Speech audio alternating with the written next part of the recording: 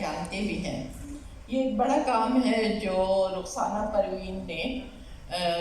آصف فروخی کی برسی کے موقع پر یہ کتاب شائع کر کے پیش کر دی۔ رخسانہ پروین ایمرسن یونیورسٹی ملتان میں اسسٹنٹ پروفیسر ہیں اور ابھی آپ ان سے ملوائیں گے بھی سب کو۔ انہوں نے آصف فروخی پر ایم فل کا تھیسس بھی لکھا ہے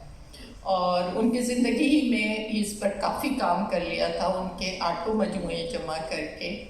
اس کو یکجا شائع کر کے کلیات بنانے کا انہوں نے ٹھانی تھی، اور ظاہر ہے کہ وہ جب ان پر کام کیا تھا تو سب کتابیں جمع ہو گئی تھی، لیکن آصف نے کہا تھا کہ 8 افسانے اور ہیں جو نئے ہیں، میں اس میں شامل کرنا چاہتا ہوں، لیکن انہیں زندگی نے وہ مہلت نہیں دی کہ وہ 8 افسانے ان تک پہنچا سکتے۔ تو رخسانہ پروین نے مجھ سے رابطہ کیا، اور سب کو پتہ ہے کہ میرا آصف سے صرف ادبی تعلق ہی نہیں تھا، بلکہ ان کے والد نے مجھے بیٹی بنایا ہوا تھا اور میں ہر اتوار کو ان کے گھر میں ہوتی تھی۔ اور جب میرا پی ایچ ڈی بھی مکمل ہو گیا تو آصف ہی نے کہا کہ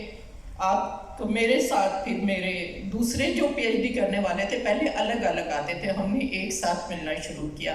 اور اتوار کو ہم ڈاکٹر اسلم فروخی صاحب کے یہاں پہنچ جاتے تھے۔ آصف کی والدہ بھی آ کے بیٹھ جاتی تھی، کبھی کبھی آصف بھی آ جاتے تھے، اور جو شہر میں کوئی آتا تھا وہ بھی جانتا تھا کہ اس روز اسلم فروخی صاحب کے سب شاگرد جمع ہوں گے۔ پھر جو پی ایچ ڈی کر کے نکل بھی گئے تو یہ ایک فیچر بن گیا، اور آصف نے مجھے کہا تھا کہ ابا خوش رہتے ہیں، آپ لوگ اسی طرح ملتی رہا کریے، اور یہ کہ ساری زندگی ہم لوگ اسی طرح اتوار کو ان کے گھر میں جمع ہوتے تھے۔ آصف کے اندر جو میں نے ایک چیز، ادبی باتیں اپنی جگہ، کہانیوں کی اپنی جگہ، میں نے بہت طویل مضمون لکھا، اور ان کی جو آخری کتاب آئی تھی ایک کہانی نئے مضمون کی اور جو تنقید کی ہے، اور میں نے جنوری میں یہیں اسی آرٹس کونسل میں اس ادب فیسٹیول میں وہ لانچ ہوئی تھی، تو مجھے آصف سے ایک شرمندگی سی رہتی تھی کہ میری کہانیوں کی کتاب شائع کی، مجھے لکھوانے میں دھکا لگاتے تھے، جیسے وہ سب کو